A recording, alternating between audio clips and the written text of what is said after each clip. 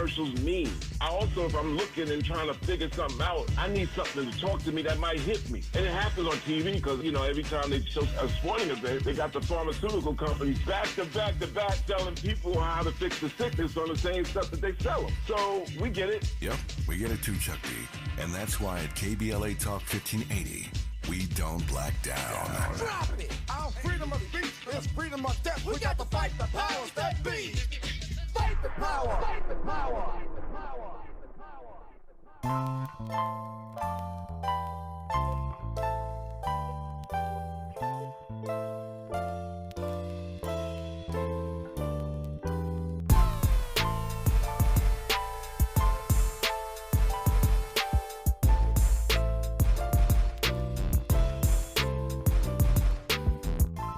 Dear white people, I am not your Negro. Yeah, black people, y'all just got your hero. All these rap demons, I'm about to depot. Me and Asada, my ATL and alter ego. The Queen of Sheba and Musa Keita, producer heater. Salute your teacher, my newest seed is a future leader. A testament of my evolution to excellence. To be or not to be human, that's what the question is. I'm still the answer regardless. Rappers is moving targets. Acknowledge me as the smartest passenger moving forward. My little sister bars blast like Kalishnikov. Just because heavy bass dance like Baryshnikov. The sound pierced like bullets and swords from a nation under attack like bulletin boards, and I'm repping the foundation to the fullest, of course. Today another life was lost and it could have been yours. Whether in Colorado or Collie Park, you but a mile apart from the sharpness of my remarks. The black oligarch making weaponry out of art. My supplier, soul messiah, told me we gotta talk. I walk through the dark. Now do I roll deep or do I hold heat? Now am I laid back or a control freak? Rocking the crown gilded in gold leaf. I'm from a place where the people dream but don't sleep. KBLA Talk 1580. Very excited to have her in studio. She's an LA-based journalist. She specializes in civil rights, criminal justice, and human interest stories. It's a lot of stuff. She wrote the very first history of deputy gangs inside the LA County Sheriff's Department. She created, produced, and hosted Tradition of Violence, which is a podcast detailing that history and criminal activity. And that reporting earned her the 2022 International Women in Media Foundation's Courage Award and more. Cerise Castle, welcome. Thank you so much for having me. It's great to be here with you. Yeah, thanks for coming in. I wanted to, I could run a million stories by you and get your take on them, and I hope to do that at some point. But I really wanted to talk about you because a lot of times when we, in our 8 o'clock hour, I like to do either just a topic or a profile. And I realize, you're a journalist, so you're always reporting on others, but you don't talk that much about yourself. I don't. Yeah. To the degree that you're comfortable, of course. Absolutely. You are a journalist in what I would call a more traditional journalistic role. You're not a commentator like all the YouTube opinion people and even, people like me, talk radio opinion people, even those of us who are fact-based. You do more investigation, more sort of the traditional journalist, right. which is a lot of work, by the way. Yes. A lot of digging into archives, researching people, tracking folks down, and distilling it into narratives. It's a lot of hard work, especially to keep that opinion out and keep it fact-based. Yeah, which you do a great job, even though I'm sure people accuse you of having an opinion because... All the time. Yeah, they do? All the time.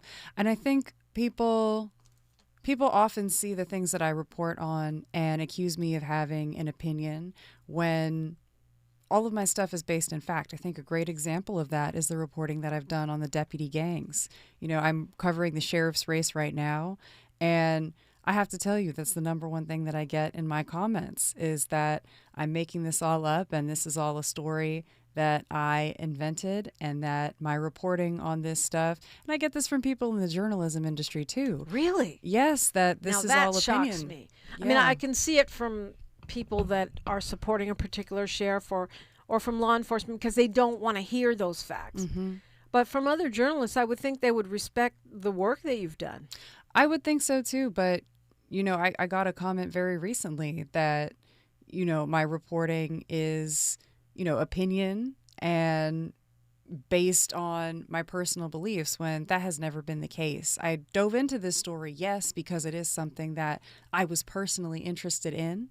And that's why we report on anything, though. Exactly. Hello. Yes. I mean, come on. Absolutely. And I think that's when you're looking at fact-based journalists, that's where I want my bias to be seen, is where in what I cover, but never in the material itself. I might be drawn to a certain topic because it speaks to me personally. And of course, I have a bias towards, I'm interested in things that affect the Black community, that affect Los Angeles County. But when the material itself is present, my opinion is never anywhere in there. And that's, that's not easy. Especially when you uncover the kind of stuff you've uncovered. I'm sorry you have to deal with that because it's really not fair. To me, as a journalist, we should at least be able to respect when people do the digging and uncover facts. And it's not that hard to tell the difference between fact and opinion. Absolutely. If you're a journalist. Maybe for people that are not in the business, it's a little harder. But for us, it should be pretty simple. Absolutely. Yeah. And when you read my stories, I make it a point to limit it to what I uncover and the facts, ground it in science, ground it in documents, citing all of the places that I'm getting the things that I'm presenting on the page for people. Never my opinion. Of course, I have my opinions. That's something that, I very much limit to friends, family. I don't think my opinion should be front page news. I'm sure some people are interested in it, and I'm happy to share with people that want to hear it, but that's never been the focal point of the work that I'm doing. I'm sure lots of people are interested in it just because in all of your research, you uncover a lot of things that could make you form opinions. Absolutely. But that's not what you're doing.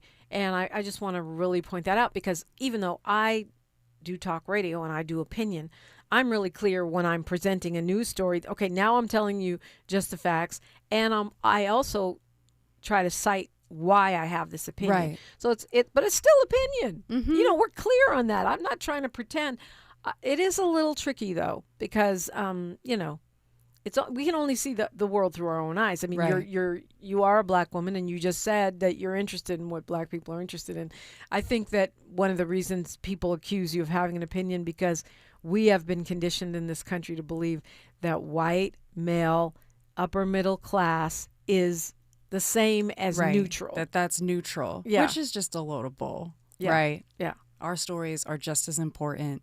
The facts that we face in our community are just as important. That's a big thing that drew me to reporting on the deputy gangs is this was something that the Black community has known about for generations. This is something that I heard about from my parents, that they heard about from other relatives. And it was never something that had been reported out fact-based. And this was something that was told to me when I was pitching this story, was that it wasn't seen as important. And I think that that's a massive issue that's still ongoing in the Black community, the Latino community, in many communities that have been deemed as minority in this country. Our stories and the issues that we deal with every day are often seen just as biased because it's our experiences. And I'm just not okay with that.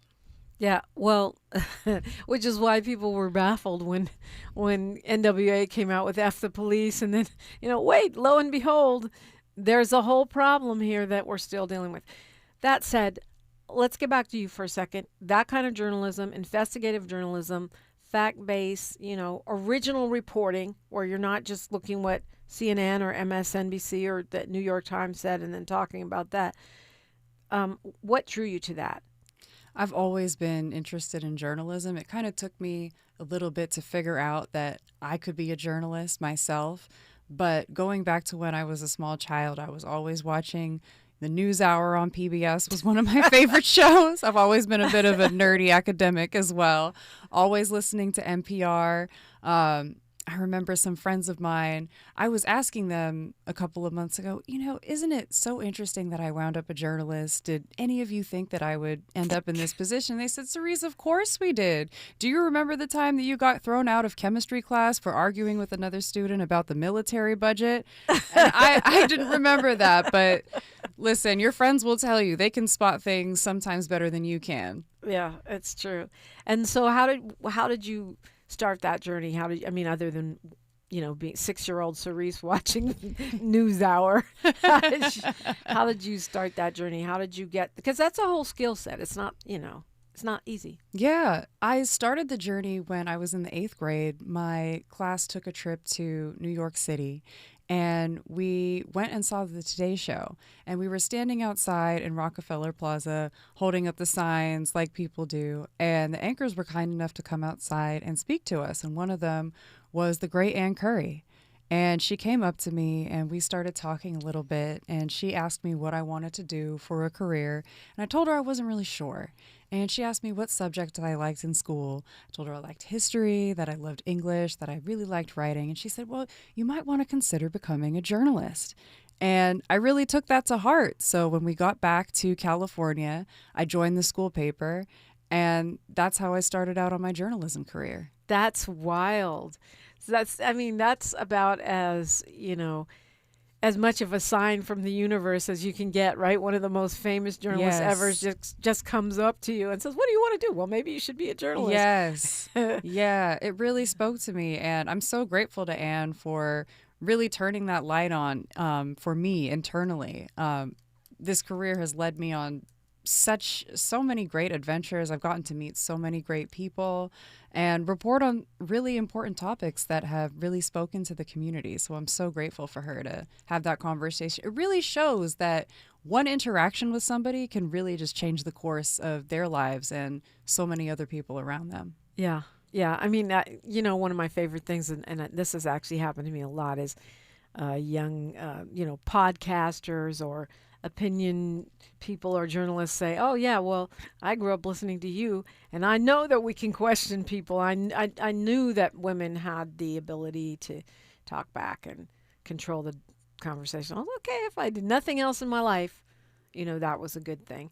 And on the other side of it, Sylvia Chase, who worked in the newsroom in NBC when I was there, said to me one time, you got to find a nice way to ask the hard question. Absolutely. And that stuck in my head, the same kind of, sometimes when I'm like, oh, how do I say this? Mm-hmm. But I have to. You have to do it. Yes. You can't leave that stone unturned. Yes. Always have to ask the hard question. And there's a skill set in knowing how to package it and how to phrase it, the timing, how to create an environment that opens the person up to respond thoughtfully and honestly. Yeah. Yeah. Do you have a really good radar for when people are BSing you? I think so. Yeah. I think so. And I'm really good at finding receipts. Yeah. And bringing it to the table. Well, if y'all don't know that, you should read. You should just Google Cerise Castle and read some of her articles, and you will know that too. We've got a lot to talk about. If you want to get in on the conversation, 800-920-1580, 800-920-1580. I'm Dominique DePrima. Cerise Castle is here, and you're listening to KBLA Talk 1580. Say the quiet part out loud. KBLA Talk 1580. Progressive knows you could have easily taken the freeway, but you took the scenic route to see a waterfall and an oddly busy boiled peanut stand. Discovering the unexpected is exactly why you bought an RV, so protect it with a bundle from Progressive. Because although you may be 3 hours behind schedule, you're 6 jars of jam richer and possibly enrolled in a butter churning workshop. Switch to Progressive and protect your RV, boat, or motorcycle by bundling with your home or auto insurance. Progressive Casualty Insurance Company, affiliates, and third-party insurers. Not available in all states or situations. Indeed presents hires you can't afford to get wrong, like a staff accountant at the height of tax season. Congrats. Looks like the company owes, $50 in taxes. How about that? That seems low. Why only 50? Why do you care so much? It's not your money. This is the job for sponsored jobs. This is what happens when you don't sponsor your job on Indeed. Next time, get matched with quality candidates with Indeed sponsored jobs. Visit Indeed.com/hire now and sponsor your job today. An official message from Medicare. Couple more minutes and we'll start this month's book club. You know, I usually love a plot twist, but this year I'm comparing my options during Medicare open enrollment. You can't assume your current health or drug plan is the best one for you. And you gotta make sure your drugs are covered. That's important. So is saving money. Review all your options at Medicare.gov. Open enrollment ends December 7th. Paid for by the U.S. Department of Health and Human Services. If a Lenovo computer for your business is on your holiday list, don't shop around. Just go directly to the source, Lenovo.com. It's your last chance to get exclusive deals on the PCs you want for your business, like the ThinkPad X9 14 Aura Edition and Yoga 7i 2-in-1. So avoid all that shopping chaos and price comparing, and just go directly to the source, Lenovo.com, where PCs are up to 35% off. That's Lenovo.com. Lenovo. Do you have 3 ex-wives and your current trophy wife wants a life insurance policy 3 times the size of the policies you had to purchase for your previous mistakes? If so, you need to call Big Lou, a term provider, 800-345-2789. Big Lou is intimately familiar with your problems, and if you're 50 or 60 years old and in reasonably good health, a $1 million policy should only cost about $100 to $200 per month. Big Lou may have a solution for your previous policies as well. You may even save enough money to lighten the load on your new $1 million policy. Remember, call Big Lou. He's like you, except he's only on number 2. Call Term Provider at 800-345-2789. That's 800-345-2789 for $1 million in term life insurance that you can live with. Call Big Lou at 800-345-2789. Thanks for waking up with Dominique DePrima on KBLA Talk 1580. Okay, so in the 8th grade,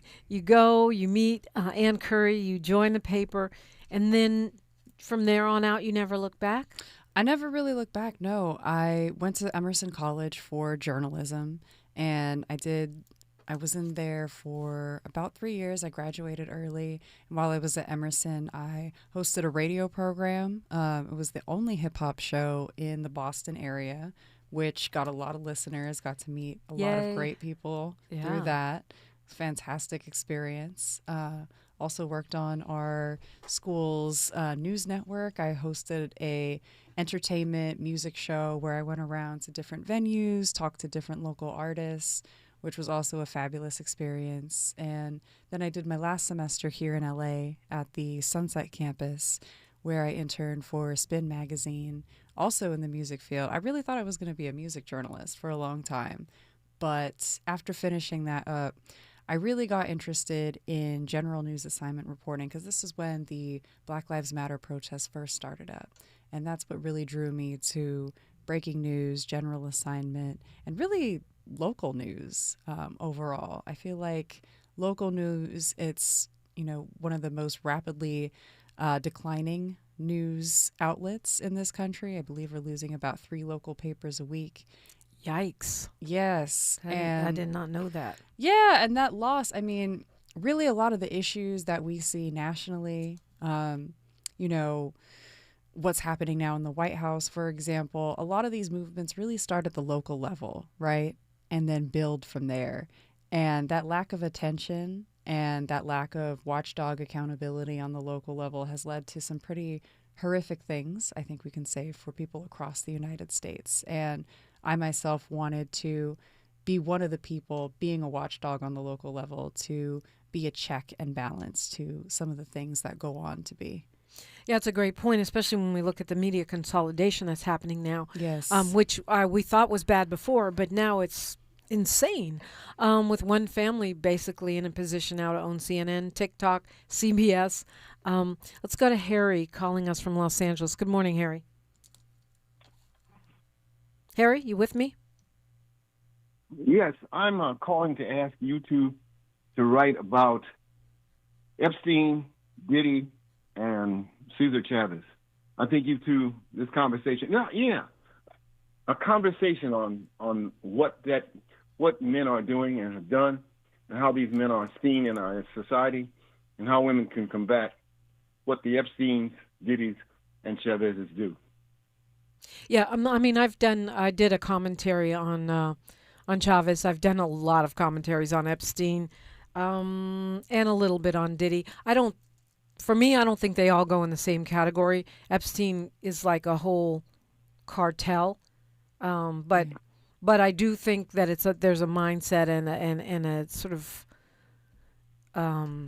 permissiveness around the exploitation and assault of women. So Yeah, I mean, more to come. Cerise, do you want to comment on that?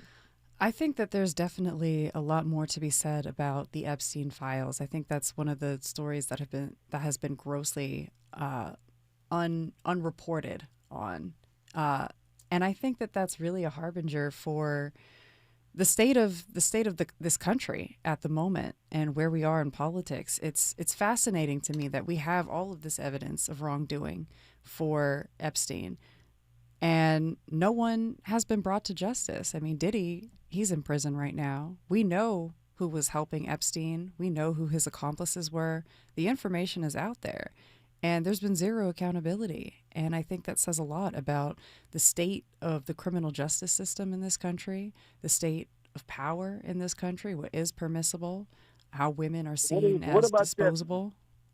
What about Chavez, though? What does it say about men in general? Well, I never like to generalize people from pathological behavior. Chavez, yes, Chavez is dead, but also if you look at how quickly elected officials and others have responded to the Chavez crisis, they've renamed Cesar Chavez Day Farm Workers Day, which I think is whack. I think it should be UFW Day or Latino and Filipino Workers Day or something. But anyway, they've renamed it. They've taken his name off of schools and buildings and streets in record time. Right. And we still haven't dealt with these Confederate, Confederate criminals. But I'm not saying. I tell you what I was looking for. I was looking for a conversation like this you're having here with young women. Yep. Okay. Well, thank you for the idea. I mean, I always Cerise is young. I'm not. But I always like to hear from younger voices. I think that's important. But I do think that I don't think you to me, those are three separate cases with different, I get different takeaways from all of them, although they have sexual assault and trafficking, sexual assault and sex pest behavior in common. Mm-hmm. And I think the through line there is really, for me, what I've been thinking about on all three of these is how men in power, there seems to be a tendency for exploitation, right? And what can we do as a culture to correct that? What can we do to limit that kind of exploitation? Because it seems like it's very common to have stories like this. And it's not just those three that we've seen men in power. I mean, the whole Me Too movement happened. That was a common phrase, men in power exploiting people. What can we do as a society to limit that and stop that kind of thing from happening? Yep. And, that's one part of what Harry said that I think is good, is that we do have to talk about it. We do have to recognize it as not normal and not okay. That's, I think, the first step. Yeah. I don't, it's because it is illegal. People Right. do it anyway. Big Phil, you have the mic. Good morning. Yes. The devil don't sleep. Well, Diaz come star, Dominique. Oh. Well, let me tell you one thing. That is ridiculous, sad what they're doing to people out to Dina. More so than minority, they mess with their loans, permit. If I had property, Dominique, up there, I would sell it in a minute. All this stuff is toxic up there. It's just a mess. A mess. We're going to pray for them folks, okay? Thank God we got me and you both, okay? Yeah.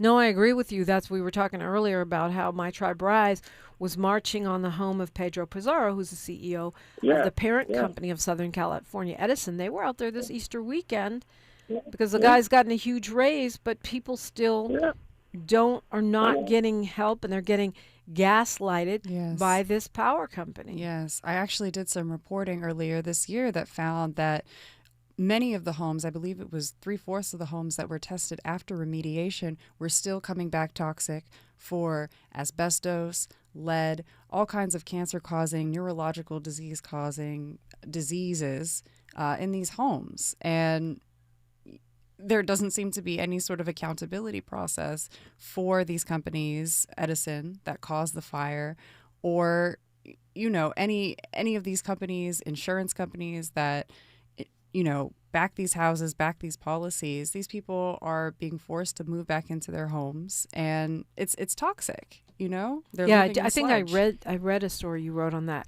and it was really scary because people are trying to rebuild, and when, the county or the feds come in and clear your land, you figure it's safe. Right. But now what your story said is that just because the trash is no longer there, the debris, it doesn't mean it's safe. Right. And there's no standards for this stuff, right? The insurance companies don't have a standard. The Department of Health in Los Angeles County has no standard. The state of California has no standard. So you have these companies using all kinds of different tests that are going to give you different results. But when you bring in industrial hygienists who know what they're doing, matter of fact, the Department of Health, I believe, still does not employ anyone that specializes in this kind of disaster. They're finding that the toxins are still there and people are being forced to live there. They're running out of aid to stay in alternative places. People want to get back to their life. And the trade-off is that they have to live in, polluted, toxic homes. And it's completely unjust. And the fact that the county and the state want people to move on and get back to normal and pretend that this isn't there, I've talked to scientists who've said that the environmental implications for this fire are larger than 9/11.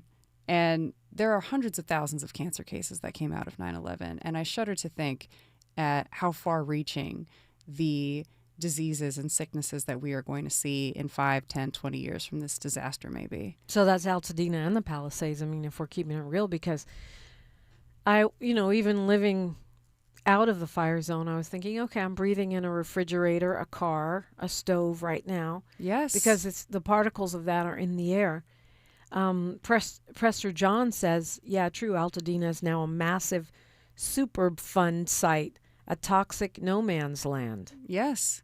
And I drive through there regularly, and you can see people outside, children playing in the sandboxes. None of this stuff has been thoroughly cleaned. It's terrifying to think of what we're going to be seeing in a couple of years. And you have people buying up lots, building luxury homes, building new things, moving new people in that have no idea how dangerous this space really is. It's amazing that we can sit here and ignore that. Cerise Castle is a journalist. She's my guest. We'll continue after news, traffic, and sports on KBLA Talk 1580. She's reclaiming her time on KBLA Talk 1580. More First Things First with Dominic DePrima when we come forward. I'm Bree Wood with BIN News Now. Chicago's Black Mayor Brandon Johnson is pushing back against the Housing Authority over its selection of Keith Pettigrew as CEO, raising transparency concerns. Black Board Chairman Matthew Brewer was demoted and has issued a response. It appears that he's trying to undo the work that this board has done and put us back in a position without a CEO indefinitely so that he can try to put in his own person. The dispute could delay decisions affecting public housing residents. President Trump warned Iran that its energy infrastructure is at risk as the deadline to open the Strait of Hormuz is here. He says there will be severe consequences without a deal, but suggests one could come today. A White House briefing is set for 1 p.m. Eastern. And actress Gabrielle Union is mourning the loss of her father after a years-long battle with dementia. Union has spoken about watching his memory fade and the emotional toll of caregiving. Get BIN News Now on demand 24/7 on the iHeartRadio app. Pasadena, an object is reported in lanes on the 210 westbound at the 134. It looks like it's possibly in the center lane, so just be cautious. It's a little slow from Santa Anita Avenue. As we move into Acton, that Crown Fire is still going on, so Soledad Canyon Road is shut down between the 14 and Crown Valley Road. And moving into Anaheim, a crash is in your right lane by southbound approaching Lincoln Avenue. You'll be seeing those brake lights from the 91. Vegas summers start by the pool. Find poolside luxury at Aria, iconic elegance at Bellagio, and vibrant energy at the Cosmopolitan. Relax, sip, and earn with MGM Rewards. Plan your escape today at mgmrewards.com. This is the KBLA Sports Minute with Ray Richardson. The UCLA women's basketball team has brought a national championship to Los Angeles. UCLA capped a marvelous season Sunday in Phoenix with a dominant 79-51 win over South Carolina. first ever national title for the UCLA women's basketball program in the NCAA era. Women's basketball became a varsity sport in the NCAA in 1982. 21 points, 10 rebounds, and 5 assists for Gabriela Jaquez. UCLA finishes the season at 37-1. After losing to Texas in November, the Bruins won 31 straight games. Sunday's win gives UCLA its first national championship in basketball since the men's team won it all in 1995. The Lakers may have to play the first round of the NBA playoffs without Luka Doncic and Austin Reeves. Doncic hurt his hamstring again. He'll be sidelined 2 to 3 weeks. Reeves is out 4 to 6 weeks with a strained oblique muscle. No debates, no speculation, just the info you need. That's your KBLA Sports Minute. I'm Ray Richardson on KBLA Talk 1580. Yeah, y'all, come on. Pick up the drum. At KBLA Talk 1580, we fight the power every day. Yeah, gotta give us what we want. Gotta give us what we need. Hey. I listen to KBLA and I love the commercials. I know what the commercials mean. I also, if I'm looking and trying to figure something out, I need something to talk to me that might hit me. And it happens on TV because, you know, every time they show a sporting event, they got the pharmaceutical companies back to back to back telling people how to fix the sickness on the same stuff that they sell them. So we get it. Yep, we get it too, Chuck B. And that's why at KBLA Talk 1580, we don't black down. Drop it. Our freedom of speech is freedom of death. We got to fight the powers that be. Fight the power. Fight the power. This is the story of the one. As a maintenance tech at a university, he knows ordering from multiple suppliers takes time away from keeping their arena up and running. That's why he counts on Grainger to get everything he needs, from lighting and HVAC parts to plumbing supplies, all in one place. And with fast, dependable delivery, he's stocked and ready for the next tip-off. Call 1-800-GRAINGER, click Grainger.com, or just stop by. Grainger, for the ones who get it done. Why'd I go to the doctor? Working on the farm, my heart kept skipping a beat. I didn't think much of it, but my daughters made me get checked out. Turns out I have atrial fibrillation, which increases the risk of stroke about 5 times. Symptoms like irregular heartbeat, heart racing, chest pain, shortness of breath, fatigue, or lightheadedness can come and go. But if it's AFib, the risk of stroke remains. If you have symptoms, contact a doctor. I'm so glad I did. Visit notimetowait.com. Sponsored by Bristol-Myers Squibb and Pfizer. Download to see if you qualify. Not all customers will qualify. Transfer fees may apply. No Albert subscription required. Albert is not a bank. Albert Instant Loans are issued by FinWise Bank, member FDIC. Not an actual client. Terms apply. Kylie, what's wrong? I just got hit with a car repair bill. I'm behind on rent, and I feel like I can never save any money. Have you tried the Albert app? Albert is your financial assistant, helping you find ways to save and create custom budgets to actually grow your money. Plus, you can get up to $10,000 for big expenses or advance up to $1,000 fast when you need cash right away. Albert can get me up to $10,000? Exactly. Albert spots you in a pinch and helps you grow your money in the long run. I'm downloading Albert right now. Download the Albert app and use promo code BOOST to borrow up to $10,000 for whatever you need. The Albert app helps you budget better and save more money so you reach your financial goals faster. Download the Albert app right now and use promo code BOOST to borrow up to $10,000. Use code BOOST to borrow up to $10,000. Hello, this is Dr. Rosa Milligan calling authors and business owners to register now for Black Writers on Tour plus Business plus AI Expo, Saturday, April 25th, 10 to 4 p.m. at the Carson Event Center. Learn how to write, publish, and sell your book. Business owners are looking for you now. Let them know where you're at. Call 323-750-3592. Free admission and parking. You heard right, free. Powerful seminar lineup. Go to blackwritersontour.com and register today. 323-750-3592. Literacy is everybody's business. Black Writers on Tour at the Carson Event Center, Saturday, April 25th, 10 to 4. See you there, 323-750-3592. Visit blackwritersontour.com. Don't you miss it. This is KBLA Talk 1580, where everybody is somebody and nobody is a stranger. You belong here.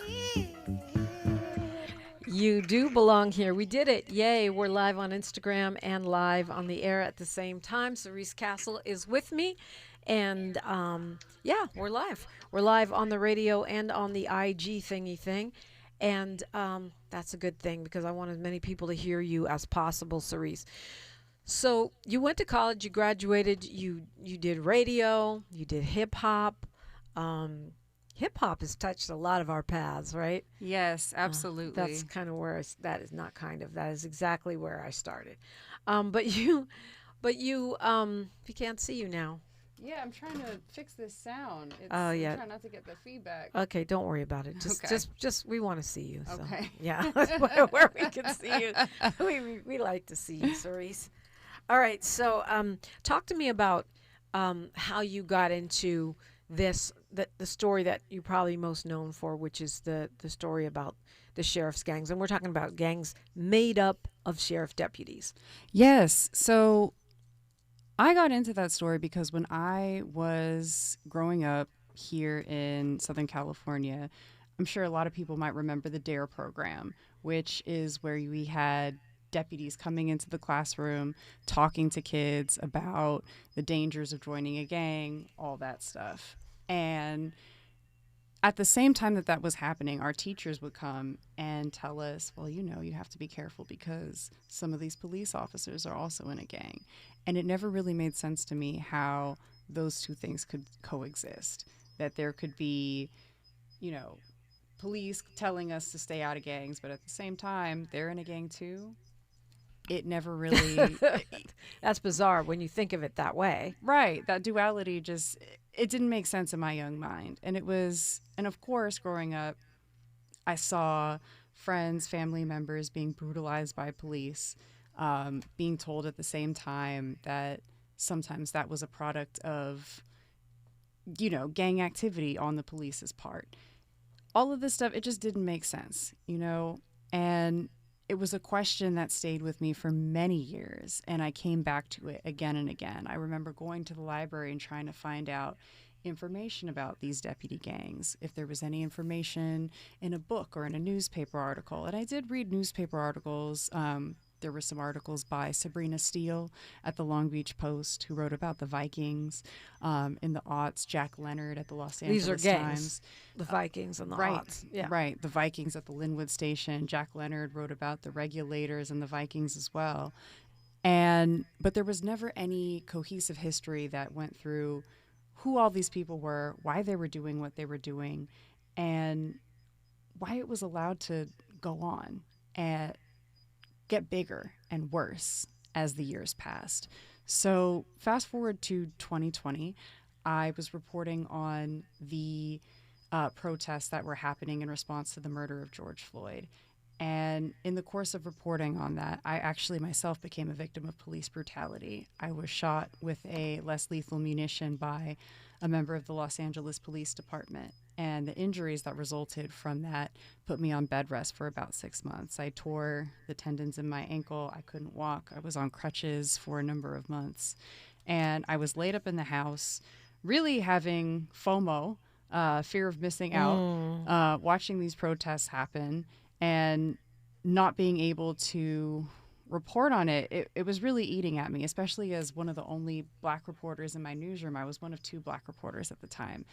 And it didn't feel right to me not working and contributing to this historic moment that we were in that was really, for the first time in my lifetime, taking accountability of racism, not just that Black people face with police, but throughout so many facets of our society. I remember watching the news, and a good friend of mine, Kate Cagle, who's an anchor at Spectrum News, I think this was extremely brave of her, got her hands on deposition testimony that was regarding a lawsuit that had been brought by a member of the Compton Sheriff's Station against his coworkers, who said that 2 deputies that had shot and killed a teenager by the name of Andres Guardado in Gardena had done so as a means to gain full membership in a deputy gang called the Executioners. And Kate aired this deposition testimony on her news show on Spectrum. And I saw that on my couch, and all of these thoughts and questions that had been percolating inside me since I was a little kid came rushing to the forefront. And I thought, wow, okay, now might be a good time for me to start digging into this deputy gang question. So I started filing public records requests. I want to shout out the Ida B. Wells Society for letting me enroll in a course that taught me how to really perfect and finesse public records requests. That was instrumental in me getting this information. I started filing those requests, the information started coming back in, and really the thing that was the map for me laying out this was a spreadsheet that the Los Angeles County Council had put together, laying out every lawsuit that had been filed against the Sheriff's Department where deputy gangs had come into play. This was something that they were tracking. And wow. Yes, which is mind-blowing. So like right there, it proves, you know, this is something the county knew about, and this is something that exists. So I took that spreadsheet and I used that as a roadmap to find more deputy gangs, more lawsuits, more families that had been affected. And I used that to build out the series that became a tradition of violence. Wow. So you were home sick, or home injured, really, injured by police, which is ironic, and you decided to spend the time investigating the sheriff's gangs, which went on to become something that is even beyond what we would normally expect from any story. It became a rallying cry. Google LA Sheriff's Department gangs. Yes, and I really appreciate the community so much for coming up with that phrase and popularizing it. I've been all across the country. I've even been out of the country sometimes, and I've seen that tagged on buildings. I've seen stickers with that, and it really took off and became a whole movement in and of itself, which to me shows, once again, you know, this is, like we were saying earlier, these topics that are very much at the forefront of our communities, the Black community. This was something that was openly discussed, but it wasn't something that the mainstream society had really taken accounting of. Right, what they call common knowledge. Absolutely. But not common in the mainstream. Mm-hmm. Yeah, for sure that. We're talking with Cerise Castle. She's a journalist, investigative journalist, and now, I didn't know, a former hip-hop DJ? Yes, yes. Indeed. Will you ever do that again, you think? I would absolutely do that again. I had such a great time working at the hip-hop show. It was so great to sit down with musical artists that I admire, whose work has inspired me. When I was reporting on the Deputy Gang series, and even still as I've been working on my book, I have a playlist of songs that were made by local artists here that talk about police brutality and talk about violence. And that stuff inspires me. I think I credit the arts so much for keeping me motivated, keeping me inspired, and really helping to distill information like that we get from reporters like myself into something that resonates with people really deeply. Yeah, the only reason I'm laughing and smiling is because I can only imagine your interviews. You probably got all the receipts. Oh, yes. Interviewing these artists with, you know, the investigative reporter's lens. I love that so much. Do you think that hip-hop influences the politics more, or the politics influence hip-hop more? That's a really good question. I think we're in an interesting time right now, especially to be thinking about that, where we've seen so many rappers and hip-hop artists joining forces with MAGA that ostensibly is so antithetical to everything that hip-hop stands for. I think that politics can shape the music. I think politics and the systems that we built shape the conditions that push people to make music, that people are speaking about in their music. And on the flip side of that, I think once people achieve a certain point, they flip sides themselves. You were talking about Chile earlier. Yeah. That's been a really interesting story to watch. How someone that I think one of your callers said was very, you know, in her youth, the music that she was writing about very much spoke to Black women and was talking about issues on the forefront of the minds of Black women. But now, as she's older, she's become a millionaire, I'm sure, several times over. Her allegiances have shifted, and now she's denigrating Black women, like Michelle Obama. Yeah. Well, I hope she's a millionaire many times over, because she's going to need to hold on to that money. I mean, you never know in the music business. People can be broke and famous. Mm-hmm. But really, really great points all. Can't wait to hear more about the book, more about Cerise Castle when we come forward on KBLA Talk 1580. Thanks for starting your morning off with a voice that speaks truth to power and the powerless, getting to the heart of what matters most in our community. This is where authentic conversation meets real action. From breaking news and politics to culture and community solutions. This is where you hear perspectives you won't hear anywhere else. This is where we come together, get informed, and make change happen. You're inside First Things First with Dominique DePrima on KBLA Talk 1580. Good morning, sunshine. You make my day. 58 years ago, a bullet tried to silence a dream. It couldn't. On April 4th, 1968, Dr. Martin Luther King Jr. was taken from us. Not because he failed, but because he was winning. Winning the fight for a nation determined to live up to its promise. That fight didn't end then, and it can't end now. California is the most powerful state and the most powerful country on earth. But right now, too many people are being left behind, priced out of their homes, locked out of opportunity, told to wait for justice that's already long overdue. Dr. King didn't wait. He taught us the fierce urgency of now and acted. Now it's up to us to carry that same urgency today. We need leaders who will fight the triple evils of poverty, racism, and militarism. Not someday, now. On this anniversary, let's honor Dr. King the only way that truly counts, by doing the work.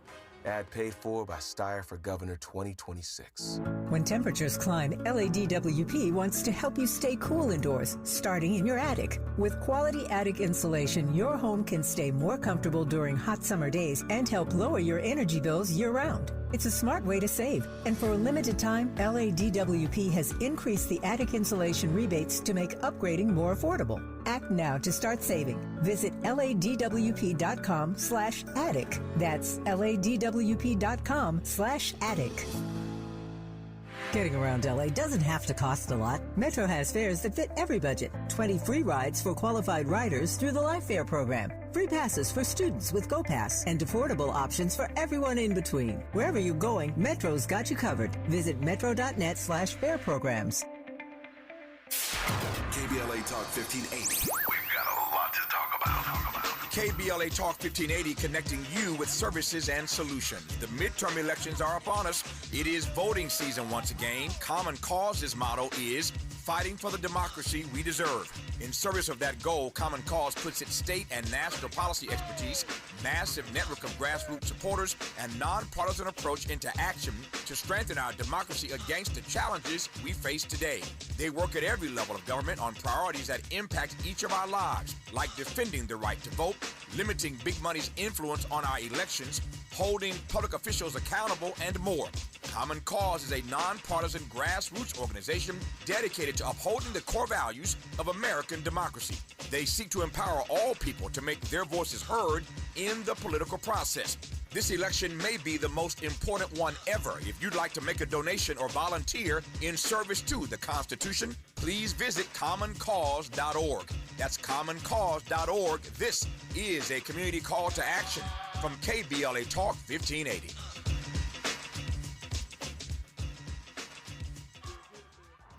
The conversation continues right now with Dominique DePrima on First Things First. And in conversation right now with Cerise Castle, before we run up against the clock here, tell folks how to follow you and follow your work. Yeah, you can find me on social media. I'm on Instagram, TikTok, Twitter, Blue Sky, Facebook. You can find me with my name, Cerise Castle. And I post all my stuff on all the platforms, on my stories, my videos, everything. It's Cerise, if you don't know how to spell Cerise. Yes, like the color. Cerise, and then Castle. Okay, like the castle. Sharita says we're looking good. Thank you. So talk to me about this book. What are you writing about? So I'm writing a book about deputy gangs. I've been reporting on this story for the past almost 6 years now. And since I wrote Tradition of Violence and did the first season of the podcast, there have been a lot of threads that I've uncovered, a lot more stories, and unfortunately a lot more tragedies that I want to speak on and bring into the public eye. So it'll be a revisiting of what you've already learned from my reporting, stuff dating back to the 1980s, the Vikings, but even a little bit more before that. Wow. In my research, I've been able to uncover the roots of deputy gangs going back to the early 1960s at Men's Central Jail. So, and the book, I mean, it really starts with the founding of the Sheriff's Department, right? Because policing, these deputy gangs are just a symptom of a corrupt system that is policing, that is founded in slave catching and really demonization and criminalization of people just on a basis of race. And that toxic system has been built up over the decades to modern day policing. And I trace through that as well. Wow. It's a huge project. When are you thinking you're going to complete this? The manuscript is done. What? Yes. Congratulations. Thank you That's so amazing. much. Yeah, it took about a year. I am now working through the edits with my editor. The book will be out. We're anticipating winter of next year. It'll be put out by Mariner, imprint of HarperCollins. And I'm really excited to have this platform and the backing of a house like that. That's amazing. I'm happy for you. Congratulations. Thank you. I don't know how much you want to talk about this, but I'm pretty sure you've dealt with your share of harassment and pushback from the work that you do.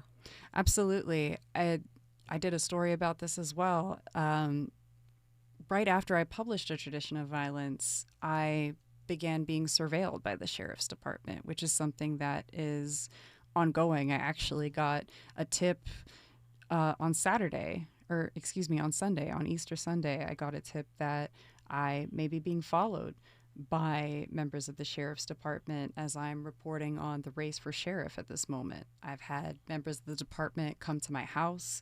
I've had my home vandalized.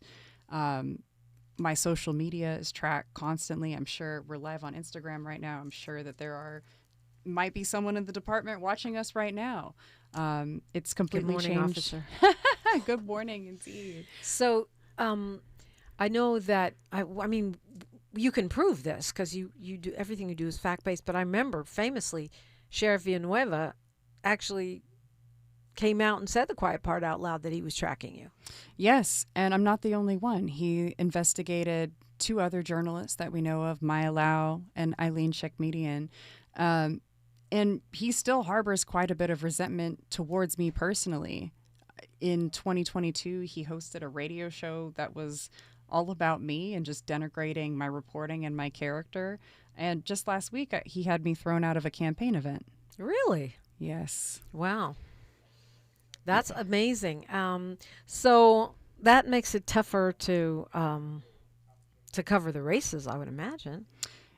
It presents a challenge, definitely, when a candidate has a personal animus towards you, but I'm not letting it stop me. I'm in the process right now of interviewing all of the candidates for sheriff, sitting down with them. And I have to say, even the candidates that may not like my reporting, they've all been extremely professional and sat down with me and had the conversation. Because they see the value of the press and an independent press. It's really only Villanueva that has kept it petty like that. Kept it petty is hilarious. Well, here's the thing. Good on them. I'm sure it's they see the value of the press, but they also know that a lot of people who are serious about finding out the truth are going to read what you write, period. So whether they like it or whether they don't like it, they got to know that people are going to be taking what you say about the sheriff's race very seriously. Yes. And the reporting, it's extremely influential. I mean, in the last sheriff's race, the #1 topic was deputy gangs. And I don't want to sound cocky here, but I know that my reporting played a role in that. My reporting played a role in making that a top issue for voters. I mean, honestly, that doesn't sound cocky at all. It's just a fact. But I don't know. Let me ask this as a question rather than giving you my opinion. Have we seen any real progress in curtailing deputy gangs? No, I don't think so. No. Sheriff Luna, and this is a question that I would ask to the sheriff, is, he ran on a platform of eradicating deputy gangs. But since he's been in office, we've seen several people that have ties to these deputy gangs promoted to some of the highest roles of leadership in the department. And that is certainly not limited to his undersheriff, April Tardy, who admitted to me in an interview that, yes, she does have a tattoo that others have tied to deputy gangs. And did she come? I remember reading that, which was crazy. But did she come with an excuse, or is it just like, yeah, and? From her point of view, she doesn't see it as a deputy gang tattoo. She sees it as a station tattoo.